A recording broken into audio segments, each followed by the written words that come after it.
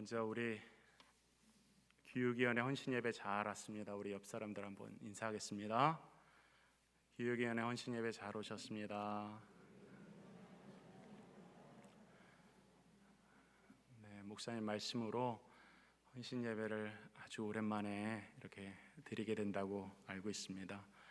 귀한 강단 목사님들 사랑해 주셔서 허락해 주셔서 감사하고 당회와 또 교육위원회 모든 성도들에게 감사를 드립니다. 잠깐 한번 기도하겠습니다. 하나님 아버지, 영광과 존귀와 찬양을 받으시옵소서. 오늘 특별히 주께서 사랑하시는 우리 영광대교회, 또 특별히 교육위원회 헌신예배를 맞이해서 부족한 종이 주의 생명의 말씀을 전합니다. 오늘 이 시대 어떤 시대인지 분별하며 또 우리 자녀들에게 어떠한 말씀으로 또 어떠한 비전으로 이 땅을 살아가야 될지 주의 생명의 말씀으로 함께하여 주시옵소서. 전하는 자나 듣는 자나 모두 다 복된 시간이 되게 하여 주시고 오직 예수 그리스도의 생명의 말씀만 증거되길 원하오며 예수 그리스도의 이름으로 기도드리옵나이다. 아멘. 네, 코로나라고 하는 전 세계 감염병, 여러분들 익히 이제 들으셔서 아는 우리 팬데믹이라고 하는 이 시대가 어쩌면 우리 스스로에게 또는 우리가 서로 만나면서 왜 우리에게만 이러한 고통이 있습니까? 라고 서로 이야기할지도 모르겠고 하나님께 어떤 의문을 던질지도 모르겠습니다. 그러나 역사를 조금만 살펴봐도 100여 년 전, 지금 2020년이니까 1900년대 초반에 소위 스페인 독감, 신종 플루죠. 우리 현대 이제 플루라고 하면 잘 알지 않습니까? 신종 플루로 인해서 전 세계에 감염된 숫자가 5억 명이었어요. 5억만 명. 그다음에 죽은 숫자가 적어도 5천만에서 1억 명이 죽어나간 그런 시간이 100년 전에, 100여 년 전에 있었습니다. 그때 이제 1918년 우리나라는 소위 무오년, 그때 일어났던 창궐했던 독감이라서 무오 독감이다 이렇게 별명이 지어졌고, 그때 우리나라도 750만 명이 감염되고 죽어나간 숫자가 12만 명이 됩니다. 엄청난 숫자죠. 지금 우리 코로나 비하면은 코로나도 심각한 전염병이지만 사실 비교가 안 됩니다. 그리고 더 역사적으로 거슬러 올라가면은 중세 후기부터 종교 개혁기에 우리가 익히 들어서 아는 그 300년 가량을 이제 괴롭혔던, 전 세계를 괴롭혔던 흑사병, 패스트라고 그러죠. 패스트가 이제 그 당시 이제 신대륙이 발견되면서 선박들이 많이 항해를 하게 되었죠. 그러면서 이 선박에 들쥐들이 많이 탔습니다. 그래서 그 쥐로 인해서 이제 뭐 A라는 나라에서 B라는 나라로 옮겨지면서 거기서 이제 패스트가 발병하게 되고, 이 흑사병으로 인해서 죽어간 숫자가 300여 년 동안 그리고 그 이상 오래 지속됐죠. 수억만 명이 이 세상을 떠나갔습니다.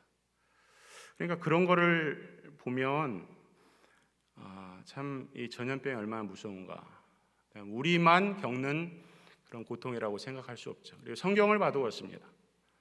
모세의 출애굽 사건 가운데서 10가지 재앙을 하나님께서 허락하실 때도 그 가운데 전염병이 있었고, 또 성경의 마지막 장 요한계시록의 7 재앙 가운데도 전염병의 재앙이 담겨져 있기 때문에 그렇죠. 그러니까 우선적으로 말씀드리고 싶은 것은 이 전염병이라고 하는, 이 코로나라고 하는 전염병은 우리만 겪는 그런 고통이 아니라 시대마다, 역사마다 있었던 일이고, 그것은 시간이 가면 갈수록 더 지독해질 수 있고, 중요한 것은 그 가운데서도 하나님은 언제나 일하고 계셨다는 사실을 믿는 믿음인 것입니다. 할렐루야.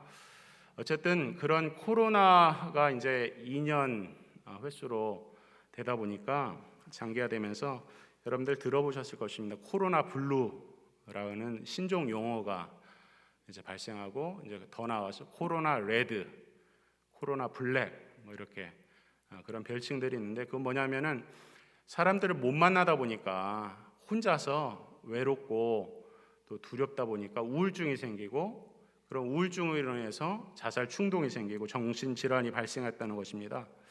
그래서 한 번에 텔레비전을 보니까 코로나 블루에 대해서 이야기를 하면서 이 우울증을 어떻게 극복하느냐 하면 이제 제안을 하더라고요.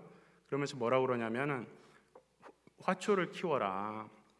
그냥 혼자 가만히 있지 말고 화초를 키우든지, 그 다음에 텔레비전을 봐도 텔레비전만 보지 말고 라디오도 듣고 뭐 이것저것 여러 매체를 이렇게 접하라.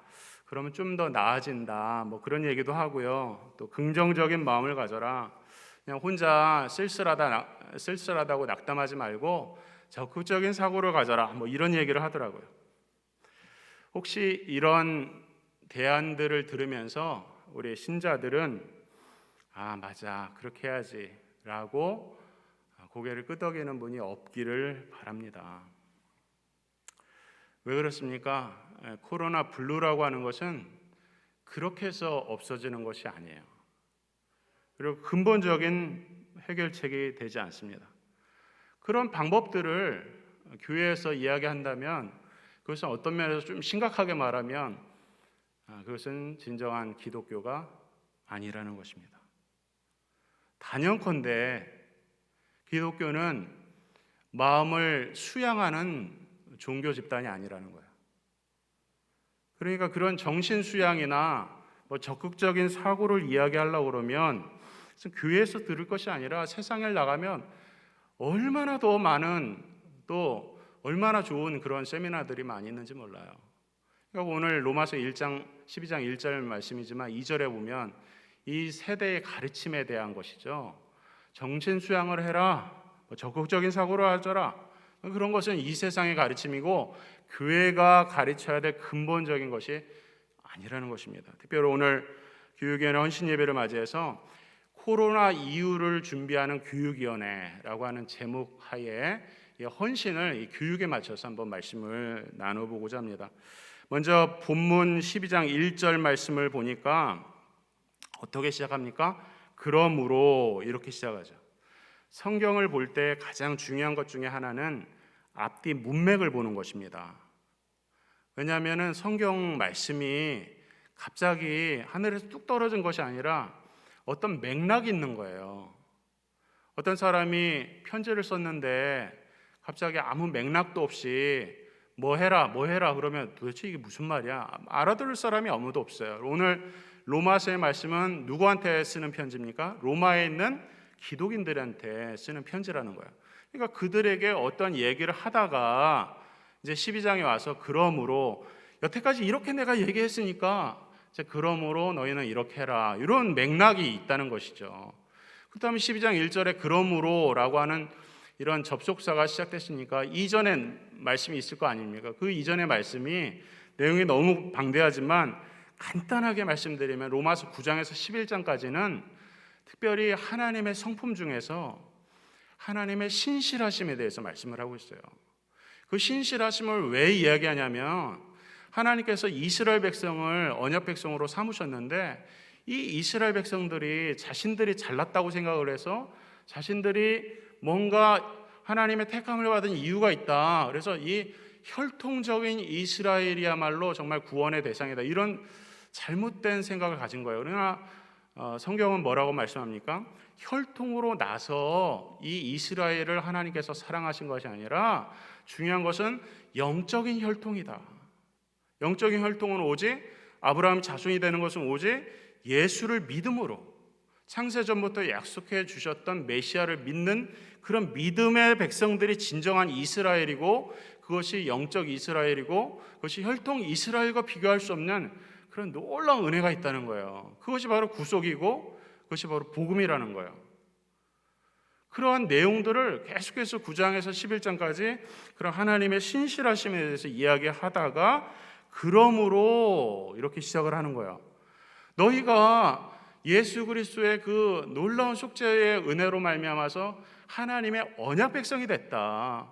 우리는 다 죄인이었고 부족하고 문제가 많았지만 하나님은 신실하셔서 우리를 내버려 두시는 것이 아니라, 그냥 망하게 두시는 것이 아니라 정말 예수를 알아보고 믿을 수 있는 그런 믿음의 대상을 주셔서 우리를 하나님의 언약 백성 삼게 하셨다. 그러니까 너희가 이제 어떻게 살아야 되겠느냐 하면서 로마서 12장을 여는 거예요. 그러므로 형제들아, 이렇게 시작하지 않습니까? 만약에 여러분들이 사도 바울의 입장으로서 이런 서신을 썼다고 생각해 보세요. 그러면 여러분들 12장 1절을 열면서 그러므로 복음을 얘기하고 난 다음에 그러므로 뭐라고 이야기하겠어요? 나라면, 내가 사도 바울이라면 그 다음에 뭐라고 쓸까요? 예를 들어서 그러므로 형제들아 하면서 너희는 이렇게 바른 생활을 해라. 너희는 이러한 믿음의 생활을 해라. 이런 얘기를 하면 어떠한 행동을 말하고 어떤 윤리를 말한다 그러면 그것은 정말 이해하기가 너무 좋아요. 너희가 이런 존재가 됐으니까 너희 이런 윤리적인 삶을 살아야 되지 않겠니? 너희가 좀 더 도덕적이어야 되지 않겠니? 너희 이런 행동을 해야 되지 않겠니? 이렇게 이야기하면 너무 간단한데 사도 바울은 그렇게 이야기하지 않는 것입니다. 너희가 복음의 사람이 되었으니까 그러므로 너희는 이렇게 윤리적으로 살아라, 도덕적으로 살아라가 아니라 뭐라 그래요? 하나님 앞에 산제사를 드려라, 이렇게 이야기하는 거예요. 윤리와 도덕을 말하는 것은 세상 사람들이 하는 말이라는 거예요. 세상 사람들이. 그렇다고 믿는 사람들 윤리와 도덕이 없냐? 그것이 아니라 윤리와 도덕을 뛰어넘는 그런 삶의 가치가 있죠. 오늘 사도 바울은 어떤 구원의 이 풍요로움과 복음의 역동성을 이야기한 다음에 그러므로 너희는 하나님 앞에서 산제사를 드리는 그런 예배자가 되어야 된다, 이런 말씀을 하고 있어요. 다시 말하면 형제들아, 너희를 권하노니 하면서 너희 몸을 산제사로 드리라면서 더 정확하게 말하면 공동체적인 예배를 이야기하는 거예요. 공동체적인 예배. 오늘 우리가 드리는 이 예배를 이야기하고 있는 것이죠. 그러니까 앞서 말씀드린 것처럼 코로나 블루로 인해서 여러 가지 우울증이나 이런 문제를 때문에 명상을 해라, 적극적인 사고를 해라, 화초를 키워라, 이런 것은 기독교가 아니라는 거예요. 기독교는 달라도 달려야 된다는 거예요. 오늘 사도 바울이 그런 맥락 속에서 믿는 사람들의 이 공동체적인 예배가 얼마나 중요한 것인가, 오늘 우리에게 말씀을 하고 있는 것입니다. 여러분, 현대에 들어서 어떤 직장에 이력서를 낸다든지 아니면 우리 대학생, 우리 청년들이 이제 여러 가지 공부를 하면서 가장 주로 사용되는 용어가 뭐냐면은 스펙이라는 단어입니다. 스펙. SPEC라고 하죠. 스펙. 이 스펙이 뭐냐면은 영어로는 specification. 그래서 여러분들이 가전제품을 사면은 이제 가전제품 옆에 사양이 나와 있어요. 몇 볼트에 사용하고 여러 가지 어떠한 기능이 있다, 이런 것들을 얘기할 때에 소위 스펙이라는 단어를 쓰는 거예요. 근데 오늘 현대인들의 생각이 어떠냐면은 사람을 놓고 스펙을 말하는 거예요. 저 사람 스펙이 저 사람의 어떤 기능적인 면은 어떻고, 저 사람이 어떤 학벌을 가졌고, 저 사람이 어떤 경력을 가졌고, 어떤 경험을 가졌는가, 그것을 뭉뚱그려서 스펙이라고 얘기를 하는 거예요. 그러면 그렇게 말할 수도 있지 않은가, 이렇게 얘기할 수 있겠지만, 그럼 말이라고 하는 것은 굉장히 중요한 것이죠. 그렇게 되면 어떻게 되냐면은 우리 현대 사회가 정말 인격적인 관계와 인격적인 존재로 저희들이 이렇게 묶이는 것이 아니라 기능 사회가 되는 거예요. 조금 더 경험이 많고, 조금 더 일 잘하고, 조금 더 실력이, 조금 더 돈 많은 사람들이 인정받는 그런 기능적인 사회. 인격적인 어떤 교감이나 인격적인 경험이나 인격적인 감정 이런 것들은 소용이 없이 그냥 그 사람의 잘난 면이 이 사회를 주도해가는 자본주의 사회에 꼭 맞는 그런 용어가 바로 스펙인 것이죠. 그러니까 이것을 조금 더 비판적으로 얘기하면요, 여러분들이 기성세대가 우리 자녀들을 보면서 나중에 성공하기 위해서 너희 정말 성공해야 된다 하면서 스펙을 쌓아라 그러면서 공부 열심히 해. 이런 스펙이 있어야 돼. 외국에 유학도 갔다 와야 되고 이런 자격증도 따야 돼. 스펙을 쌓아야 돼. 이렇게 이야기를 한다면 그럼 우리는 정말 세상 사람과 전혀 다를 바가 없는 거예요. 그러면 더 비관적으로 얘기하면요, 우리 부모들이 크리스찬으로서, 장로님, 권사님으로서 자녀를 향해서 너 스펙 쌓아야 돼 라고 가르친다면 우리 자녀들은요, 교회에 나올 이유가 없어요. 교회를 왜 나옵니까? 세상에 나가면 훨씬 더 저들이 말하는 방식대로 스펙을 쌓을 수가 있어요. 교회가 가르치는 방식과 훨씬 더 고차원적인 그런 가르침들이 있단 말이에요. 그런 세미나들이 있단 말이에요. 그런 전문 강사들이 있단 말이에요. 교회에서 배울 수 없는 것들이 저들에게 있단 말이에요. 그렇기 때문에 우리 자녀들한테 그런 스펙을 이야기하면서 교회에 나와라, 그것으로는 우리 자녀들, 지금 Z세대라고 그러죠, 우리 자녀들을 설득을 할 수가 없어요. 그럼 우리 자녀들에게 무엇을 가르쳐야 되는가? 교육위원회 헌신 예배를 맞이해서 교육위원회 임원 되시는 분들이, 교육위원회 회원들이 우리 헌신 예배 때 무엇을 어떻게 헌신해야 될까? 어떤 생각을 하고 이 자리에 있는지 저는 잘 모르지만, 저는 이 예배를 준비하면서 우리 교육위원회가, 교회가 가장 이 코로나 시대에 가장 준비를 해야 되는 것 무엇인가? 그것은 바로 공동체적인 예배를 회복하는 것이라고 믿습니다. 이럴 때는 아멘이 크게 나와야 돼요. 정말 이 공동체적 예배가 얼마나 중요한 일인지 모릅니다. 먼저 우리가 너무 잘하는 예배를 한번 생각해 보죠. 예배. 오늘 본문 말씀 보니까 너의 몸을 하나님이 기뻐하시는 거룩한 산제사로 드리라 이렇게 되어 있죠.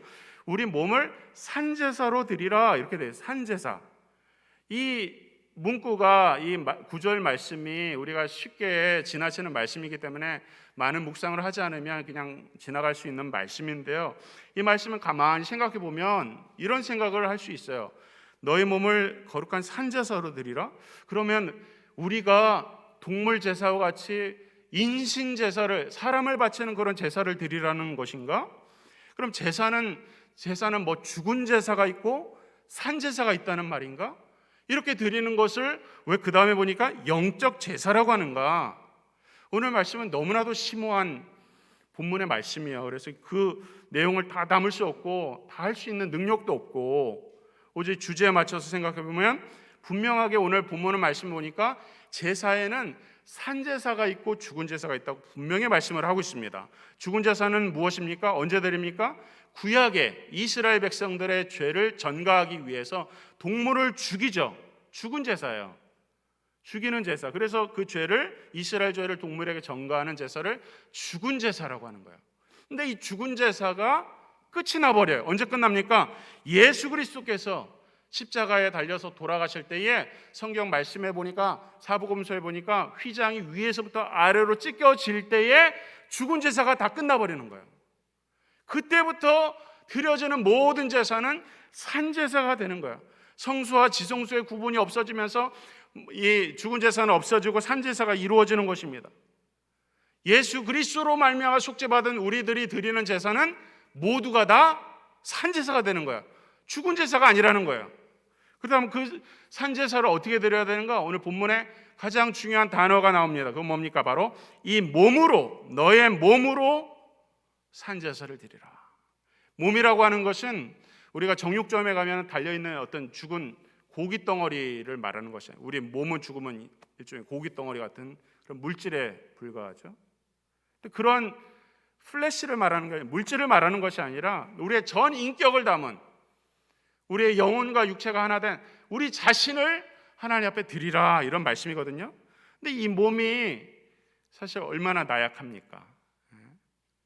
하루에도 몇 번이고 우리의 몸의 연약함을 느끼죠. 쉽게 아프고 병들고 늙고 연약하고, 또 하나님 앞에 예배하러 나올 때면, 또 새벽이고 밤이고 나올 때면 피곤한 몸을 가지고 우리가 조금만 해이어져도 하나님 앞에 예배 나오는 것이 또 이렇게 식상할 수가 있고 또 어려워질 수 있다는 거예요. 나태해지기 쉽다는 거예요.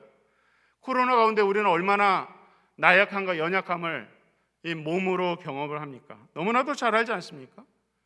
정부 관료들은 기독교는 수양의 종교라고 얘기를 하더라고요. 이제는 공공연하게 미디어를 통해서 기독교는 마음을 닫고 정신을 수양하는 종교니까 꼭 굳이 그렇게 교회당에 나가서 대면 예배를 드리냐, 이 전염병 많은 시대에 좀 비대면으로 드리면 안 되냐, 이렇게 얘기를 하더라고요.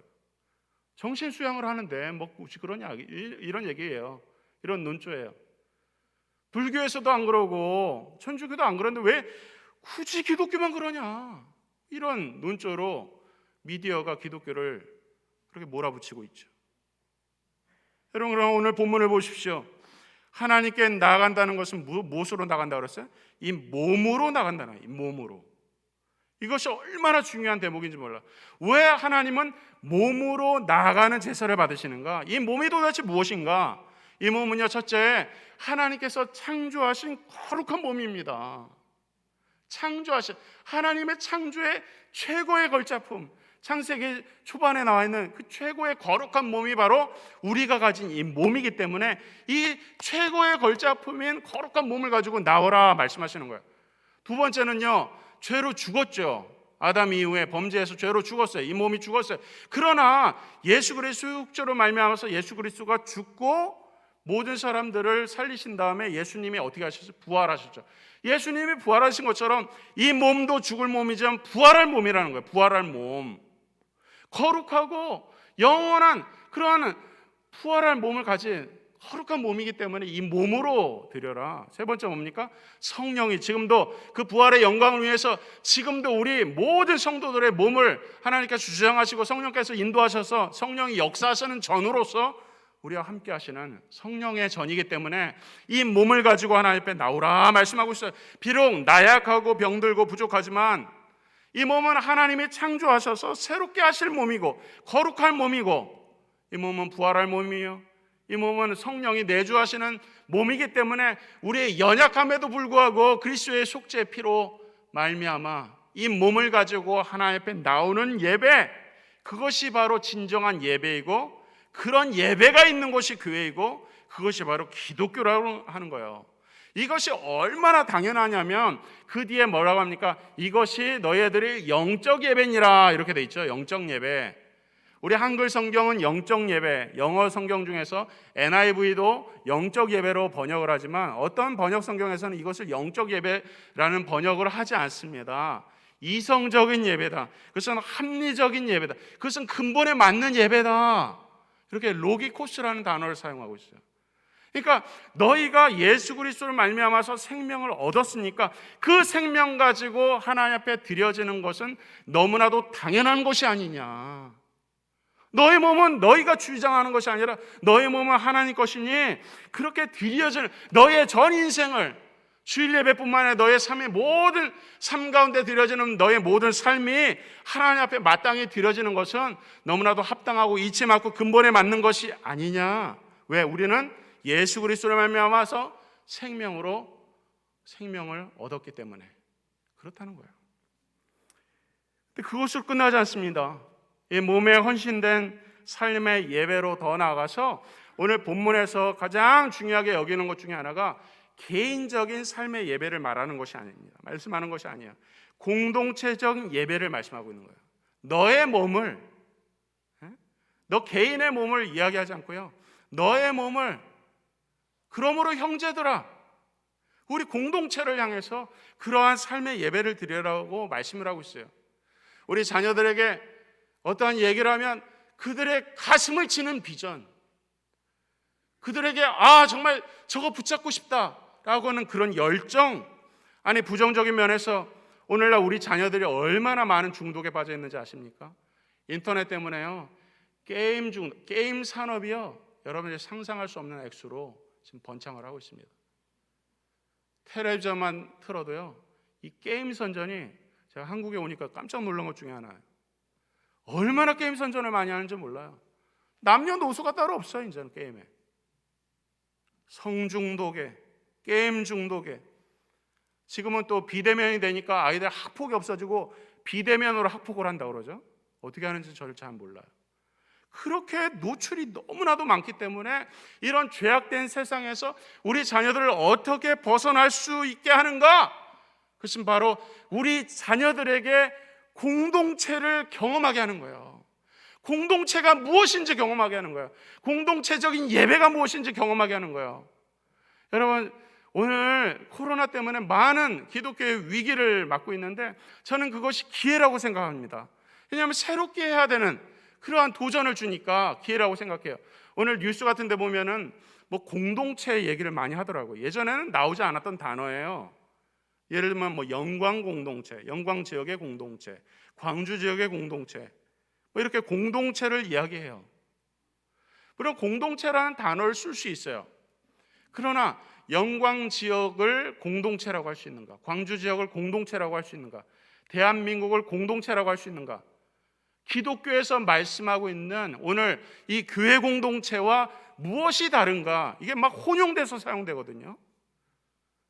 근데 세상이 말하는 영광 지역에 사는 사람들의 이 무리와 교회 안에 있는, 교회에서 하나님 앞에 예배드리는 이 무리가 같은 공동체의 성격을 가졌다면 그것은 심각한 것이죠. 공동체라고 불릴 수 있지만 세상에 말하는 것은 일종의 단체 기관이죠. 공동체라고 말을 할 수 있어요. 그럼 엄연하게 다르거든요. 오늘 사도 바울이 뭐라고 합니까? 형제들아, 이렇게 시작하죠. 형제들아. 이 형제가 무엇입니까? 과거 이스라엘의 혈연 공동체가 아니라는 거예요. 우리 한국 사람들은 이 혈연을 굉장히 중요하게 생각해서 예수님을 믿고 난 다음에도 이 언약 공동체가 그렇게 중하다 얘기를 해도 자기의 피부치 형제자매 사랑하는 만큼 교회 성도들 사랑하는 거 그렇게 잘 못하더라고요. 근데 미국은 좀 달라요. 다민족이라. 근데 오늘 형제들아 이야기하고 있는 것은요, 사도 바울이 혈연 공동체를 말하고 있는 것이 아니에요. 말씀하고 있는 것이 아니에요.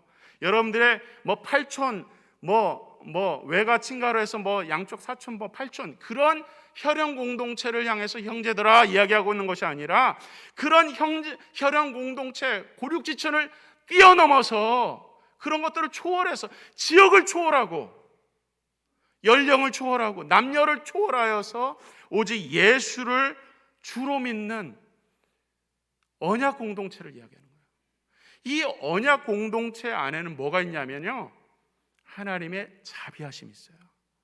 그러므로 형제들아, 내가 하나님의 모든 자비하심이라고 그러죠. 모든 자비하심. 하나님의 모든 자비하심 때문에 우리가 있는 거예요. 형제들이 있는 거예요. 이 모든 자비하심 안에는요, 성령의 역사가 있습니다. 오늘 이것을 지금 우리가 드려지는 이 예배 가운데 이 장면을 만약에 드라마로 만들면 이 불병과 불말로 이 교회가 완전히 진쳐지는 그런 영상이 아주 화려하게 펼쳐져도 그것은 부족한 거예요. 형제들아, 하나님의 모든 자비하심을 붙잡는 하나님의 백성들에게는 성령의 역사가 있어요. 성령의 역사는 예수 그리스도가 나의 주 나의 하나님이라고 선포되는 그곳에는 성령의 역사가 있어요. 하나님의 말씀이 선포되는 곳에는 성령의 역사가 있어요. 세상의 공동체가 교회 공동체와 비교할 수 없는 그 가장 단적인 이유가 교회는 오직 성령의 공동체라는 거예요. 성령의 공동체. 세상은 성령의 공동체가 될 수가 없어요. 세상은 같은 어떤 소망의 공동체가 될 수가 없어요. 사리 사욕을 추구하고 자기의 영예와 자기의 돈과 권력을 추구하는 세상 집단, 같은 지역에 산다고 해도 그것을 공동체라고 얘기할 수 없어요. 그러나 교회는 다릅니다. 교회의 가장 위대한 성격 중에 하나가 바로 공동체. 나는 없고, 왜? 그리스도께서 사셨기 때문에 나는 없고 그리스도만 사는 거예요. 옆에 있는 사람 한 사람이 나는 없고 그리스도만 위하는 그런 거룩한 공동체가 세상에 어디 있어요? 그래서 에베소서에서는 이것이 비밀이었는데 그것이 비춰주면서 이 놀라운 구속의 경륜으로 말미암아 발생한 이 공동체에 대해서 사도 바울이 어떻게 표현할지 모르는 놀라운 주장을 하고 있는 것이죠. 근데 오늘 이 공동체성이 오늘 우리에게 있는가? 하나님의 자비하심으로만 이것이 가능한 거예요. 우리가 하나님 앞에 예배하러 나왔을 때에 우리는 공동체를 느끼는가? 나 혼자 그냥 감격받고 나 혼자 할 일 다 해서 왔다 갔다 하는 것이 아니라 내 옆에 형제 자매들의 눈물과 감격과 복음의 열정을 나는 같이 경험하고 같이 협조하고 같이 나누고 있는가? 나보다 더 못한 사람들, 정말 무엇보다도 복음으로 하나 되기 위해서 성령의 역사를 우리는 경험하고 있는가? 어떻게 우리가 날마다 그렇게 살 수 있을까요? 그것이 바로 하나님의 모든 자비하심이라는 거예요. 우리 자녀들에게 어떻게 온전한 비전을 전할 수 있을까요? 우리 자녀들의 평생을 살아도 흔들릴 수 없는 그러한 정말 이 길이다 할 수 있는 그 길을 어떻게 가르칠 수 있을까요? 오직 하나님의 모든 자비하심으로만 가능한 거예요. 교육위원회가 승리할 수 있는 것, 교회가 부흥할 수 있는 것, 오직 모든 하나님의 자비하심으로 말미암아서 이루어지는 것입니다. 우리의 힘으로는 할 수 있는 것이 없어요. 오늘도 다시 일어섰다가 다시 넘어지는 그런 부족한 인생이고 연약한 몸이지만 이 몸을 가지고 하나님 앞에 나아가면 하나님이 힘 주셔서 이 하나님 앞에 드려지는 예배가 나 혼자 드려지는 예배가 아니라 내 옆에 있는 형제 자매들도 똑같이 연약하고 부족하지만 동일한 목표, 주님 나라가 이제 곧 임한다고 오늘 기도하지 않았습니다. 주님 나라가 곧 임할 것을 고대하면서 한 소망으로 한 아버지를 믿고 한 성령 안에서 기름받아서 나는 없고 나의 생명 주님 것이라고 고백하는 이 위대한 공동체에 나가는 그 길, 그것을 우리 자녀들이 교회에 나올 때마다 경험해야 되는 것 외에는 다른 방법이 없어요. 세상에 하는 방식으로 우리 자녀들을 가르칠 수가 없어요. 세상에서 배우면 된다니까요. 다시 말하면 사도 바울은 지금 로마의 십자가에서 찢겨 죽으신 이 예수 그리스도가 더 이상 부끄러운 것이 아니라 그 십자가를 믿음의 근본으로 붙잡고 그 복음으로 한 운명, 한 소망, 한 종말, 주님 오실 것을 바라보면서 한 길을 걸어가는 이 형제들을 향하여서 그 모든 자비하심으로 이 공동체성을 누려라, 이 공동체의 예배를 회복해라. 그것이야말로 기독교가 나아갈 길이다. 그것이야말로 우리가 붙잡을 것이다. 그것이야말로 영광대교회가 부흥하는 길이다. 그것이야말로 교육위원회가 진정으로 우리 자녀들에게 전수해야 될 것이다 말씀하고 있는 거예요. 다른 것이 없어요. 그렇기 때문에 사리사욕을 추구하는 세상의 어떤 단체를 향해서 공동체로 얘기할 때 우리는 어쩌면 세상에서도 공동체고 교회도 공동체라는 그것을 같은 맥락으로 오해하면 그것은 심각한 것입니다. 공동체의 성격이 달라요. 공동체의 질적인 차원이 달라요. 예수 그리스도의 피값이 담겨져 있는 교회, 그것이 진정한 공동체. 이 공동체에서 하나님을 예배하는 것이 무엇인지 맛봐야 된다는 거예요. 우리 자녀들한테 뭘 가르칠까요? 대학에 가고요. 대학에 가면 우리 자녀들에게 전문적으로 더 잘 가르쳐요. 우리 부모들이 가르칠 수 있는 게 뭡니까? 교회에 와서 하나님 앞에 진실되게 예배하는 모습을 보이는 거예요. 나 정말 하나님 사랑합니다. 나 정말 몸이 이렇게 피곤하고 연약하고 오늘도 넘어지지만 그러나 주님, 내가 주님 사랑하는 마음으로 오늘도 일어서고 내일도 일어서고 주님 오실 때까지 그렇게 나가겠습니다. 그거 외에는 다른 길이 없어요. 우리 기독인들이요, 세상에서 해내는 대로 쫓아갈 수가 없어요. 그것대로 쫓아가면요 큰일 나는 거예요. 이 세대를 본받지 말라고 말씀하시죠. 오직 내가 하나님을 정말로 사랑하는가, 나의 주 나의 하나님으로 죄를 지었으면 회개하고 당장 회개하고, 정말 주님 아니면 나 살 수가 없어요. 정말 주님 이 세상 끝나면 영원한 천국 복락 있다고 약속하셨는데 그 믿음 가지고 나 살길 원합니다 라고 부르짖으면서 오늘도 일어서고 내일도 일어서고, 이런 부모의 모습을 보면 우리 자녀들이 어떻게 예수를 안 믿고 우리 자녀들이 어떠한 비전이 심겨지지 않겠어요? 우리 자녀들 가슴이 박동이 칩니다. 교육위원회에서 추구할 것은 많은 교사가 아니에요. 진정한 교사예요. 주님을 사랑하는 교사, 정말 주님을 사랑을 전하기 위해서 힘쓰는 교사, 그 교사 한 사람이면 되는 거예요. 사실은 제가 초등학교 5학년 때에 저희 집은 특이하게 저희 아버지가 처음 예수를 믿었습니다. 제가 초등학교 5학년 때인데요, 저희 아버지는 교사셨어요. 동료 교사의 전도를 받아서 어머니는 굉장히 강하게 예수 믿는 것을 이렇게 부정했던 그런 분이셨는데, 어느 날 아버지가 예수님 믿고 저희 어머니 앞에 무릎을 꿇더라고요. 제 어렸을 때 기억에. 그 당시에는 부부싸움도 많고 갈등도 많았던 것으로 기억납니다. 그러니까 어머니가 아버지의 그 변화된 모습을 보고 그렇게 부정하고 비판하던 교회를 안 나갈 수가 없더라고요. 그렇게 교회를 처음 나갔어요. 저는 그 당시에 아버지가 10,000원으로 꼬시더라고요. 10,000원. 10,000원 줄게 교회 가자 그래서 10,000원이 어디야 그 당시에. 그래서 교회를 처음 갔는데 저를 맡았던 그 선생님 이름을, 그때가 언제입니까? 40년 전이죠. 40년이 넘은. 근데 지금도 기억나요. 김경란 선생님. 저는 정말 그 당시에 그 선생님 보러 갔어요. 얼마나 사랑이 많고 얼마나 하나님을 사랑하는지, 얼마나 우리 아이들을 사랑하기 힘쓰기 위해서 정말 모든 헌신하는, 그 옛날에는 그랬던 것 같아요. 우리 교사들이 아낌없이 나눠줬던 것 같아요. 그런 교사 한 명, 그것이 필요한 시대예요. 교회도 진짜 신자가 필요한 시대지, 대형 교회 숫자적으로 부흥하는 교회보다 진실되게 주님을 사랑하고 주님을 전하는 그런 교회, 정말 하나님 정말 4대 교회같이 죽은 교회가 아니라 필라델피아 같이, 그런 교회같이 작지만 충성된 교회, 정말 하나님 사랑하신 그런 교회가 진짜 필요한 시대가 아니겠습니까? 그런 교회 가운데서 드려지는 이 공동체의 예배 가운데서 서로 간에 눈빛이 마주치면서 정말 그 사랑이 오고 가고, 그걸 어떻게 하면 할 수 없어, 그렇게 해서 그게 나가는 것이 교회 사명이에요.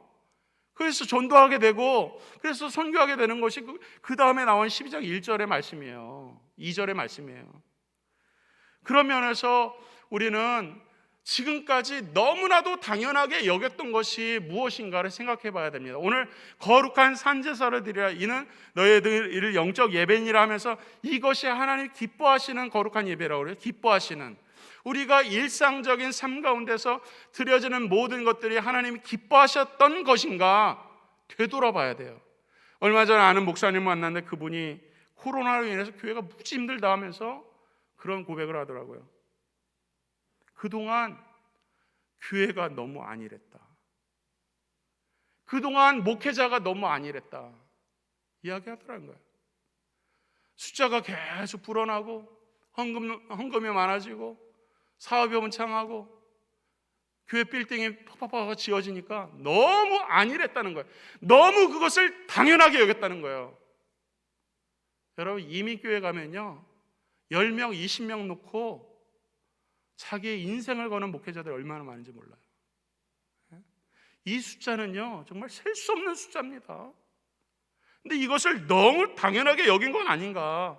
예배당에 나와서 예배드리는 것을 너무 당연하게 여기지 않았는가? 그것이 하나님 기뻐하실 만한 예배가 됐는가? 코로나 시대 가운데 우리에게 주시는 하나님의 말씀이 무엇일까요? 물론 다른 사람 비평할 만한 말은 많이 있어요. 그러나 무엇보다도 우리 자신이 너무나도 당연하게 여겼던 것은 무엇일까? 돌아봐야 될 것은 무엇일까? 내가 주어진 일, 하루에 주어진 일들을 감당하면서 하나님 감사하면서 그렇게 내가 기쁨을 누렸는가? 우리 가족들 하나님 앞에 드려지는 예배, 날마다 읽을 수 있는 건강한 말씀, 기도 생활, 찬양, 그것이 정말 하나님이 기뻐하시는 산제사가 됐는가? 그런 것을 오늘 우리에게 돌아보라고 말씀하고 있어요. 제가 샌디에고에서 목회를 그만두고 이제 한 1년 정도 학위를 마치기 위해서 공부하고 있는 동안에 벌써 저는 무슨 생각이 드냐면요, 제가 목회를 할 때는 1년 365일 적어도 365번 1년에 설교를 하지 않습니까? 새벽 예배 포함해서. 그때 물론 하나의 은혜도 충만하지만 때로는 인간인재라 설교 한번 쉬고 싶다 그럴 때도 있어요. 근데 오늘 이렇게 강단이 얼마나 소중한지 저는 말할 수도 없습니다. 사람은 그렇게 약한 거예요. 그리고 나서 또 바빠지면 내가 지금 쉬고 있는 이 시간이 너무 좋았다 이렇게 이야기하겠죠. 그것이 인간의 연약함이지만, 그러나 그때마다 내가 잊었던 것은 무엇인가? 내가 감사한 조건이 너무나도 충만했는데 그것을 놓쳐버린 것은 무엇인가? 오늘 우리에게 돌아보라고 말씀을 하고 있어요. 교육위원회가 한 해를 돌아보면서 내가 너무나도 당연하게 여겼던 것은 무엇인가? 돌아보라고 오늘 말씀을 하고 있는 것입니다. 결론적으로 말씀드립니다. 존경하는 교육위원회 여러분, 그리고 성도 여러분, 교육위원회가 가장 중요하게 여겨야 될 것, 교회가 가장 사활을 걸어야 될 것은 단연코 그것은 바로 우리 자녀들이 예배자가 되게 하는 것입니다. 그 예배자가 되게 하는 것은 다른 세상의 방법이 아니라 바로 내가 하나님 앞에 산제사를 드릴 수 있는 그런 영적인 감화 감동이 있어야 되는 거예요. 그렇게 내가 드려지고 우리가 드려지고 우리 공동체가 그런 예배, 그런 코이노니아가 이루어질 때 우리 자녀들은 예배가 이런 거구나, 하나님을 사랑하는 것이 이런 거구나, 이것이 교회구나, 세상에서 볼 수 없는 것을 교회에서 봐야만이 우리 자녀들이 비전이 생기는 것이고, 우리 자녀들이 교회에 있어야 미래가 있는 거예요. 여기 연세 드신 분들 다 시간 가면 가잖아요. 그럼 우리 이 아름다운 교회를 누가 지킬 거예요? 이 아름다운 교회에서 복음을 누가 전할 거예요? 우리 자녀들이란 말이에요. 그래서 어떻게 가르쳐야 되는가? 바로 내가 잊어버린 것이 무엇인가 다시 돌아보고 내가 정말 하나님 앞에 진실된 마음으로 예배자가 되는 것, 성령의 감동을 받는 것, 그거 외에는 다른 이유가 나갈 수 없다는 것을 상기하면서 바라기는 영광대교의 모든 예배가 하나님께 올려지는 산제사가 되기를 주의 이름으로 축원합니다. 기도하겠습니다. 하나님 아버지, 감사와 찬양과 존귀와 영광을 올려드립니다. 하나님, 사랑하는 영광대교회, 특별히 교육위원회 아버지께서 붙잡아 주셔서 우리 자녀들과 또 기성세대들과 모든 교우들의 심령 가운데 성령의 감화 감동 충만케 하시고, 날마다 하나님 기뻐하시는 산제사를 올려드릴 수 있는 거룩한 공동체, 우리 자녀들에게 비전을 밝게 보여주는 살아있는 공동체 더욱 될 수 있도록 축복하시고 영광 받으시옵소서. 살아계신 예수님 이름으로 기도드리옵나이다. 아멘.